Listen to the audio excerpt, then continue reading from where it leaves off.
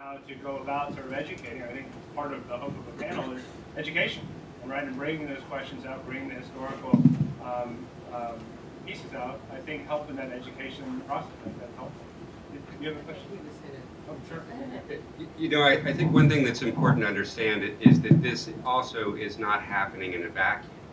You know, it's happening where there are a lot of other programs out there, you know, specifically training police officers. There was recently a report in Washington Monthly about some of the counterterrorism training law enforcement receives that is very anti-Muslim, that you know, these so-called self-appointed terrorism experts come out and say that Islam itself is a national security threat and teach law enforcement officers this. So then when you give them, you know, unbridled discretion to start stopping people and searching their bag, that's not going to disappear. That training isn't going to disappear. Likewise, you have suspicious activity reporting programs.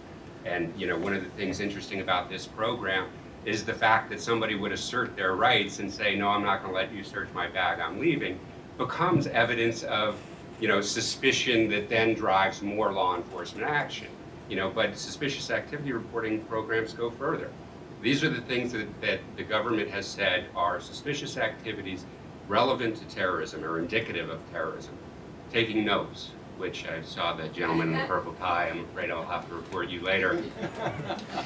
Taking measurements. I saw a couple of people looking at their watches during this presentation. Taking photographs. You know, so when the police are trained improperly from the beginning, this type of a program that gives them discretion without any suspicion creates a problem. And we know from experience, and I think these facts matter in determining the reasonableness of the program.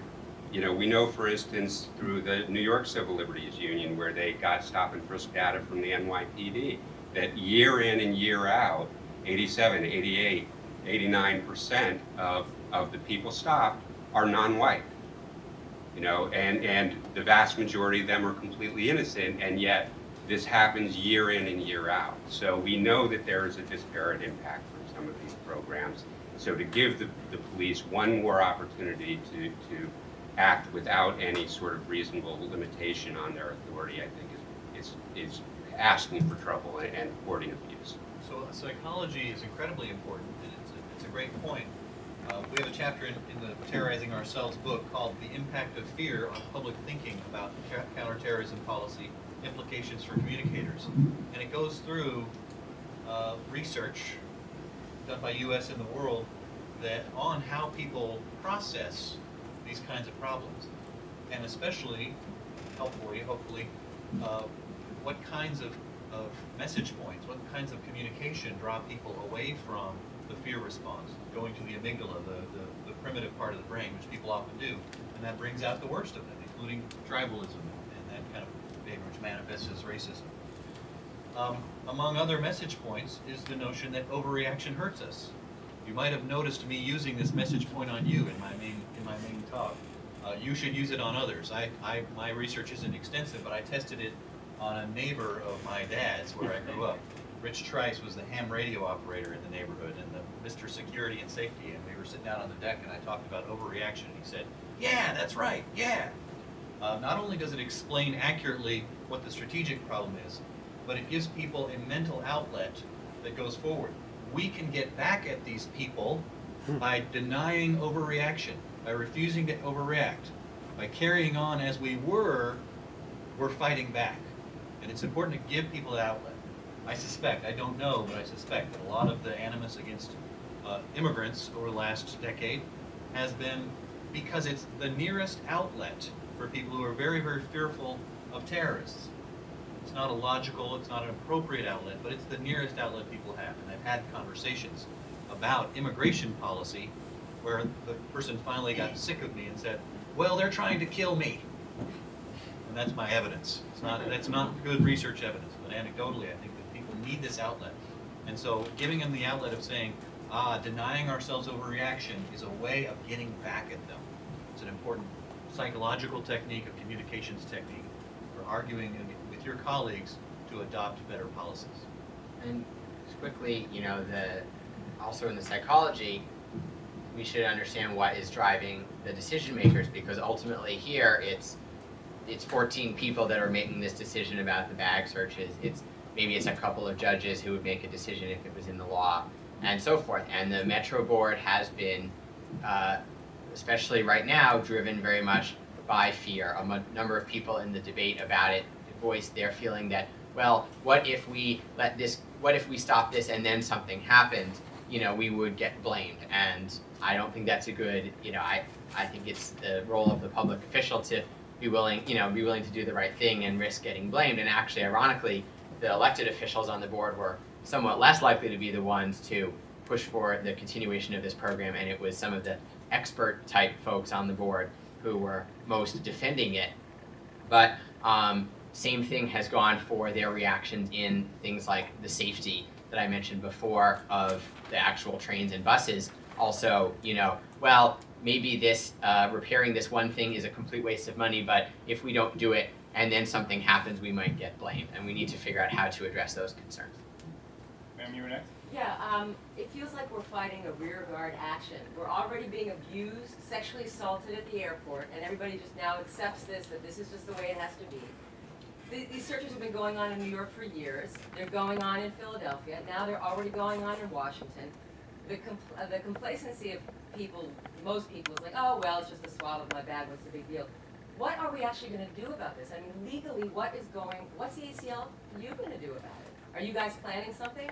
What are you going to do? What are we going to do besides sit around and have symposia where we all agree that these things are unjust and that when we personally get stopped, we're going to decline being searched? But what are we going to do in this country to stop this from going forward? And I work in the ACLU's legislative office.